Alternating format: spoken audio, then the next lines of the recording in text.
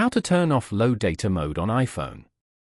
To get started, first of all go ahead and open up the Settings application on your phone.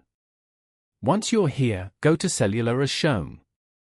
From here, you can find out how much data you're using, set data restrictions, and manage carrier settings such as eSIM and Wi-Fi calling. Go to Cellular Data Options as shown. Here, tap on Data Mode. As you can see, the data mode is currently set to low data mode. Low data mode helps reduce cellular data usage by pausing automatic updates and background tasks. Now, change the data mode to standard.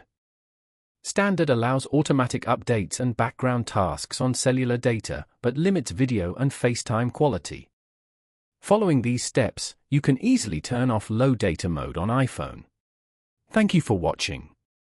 Please leave a like if this tutorial helped you, or leave a comment below if you have any questions related to the video.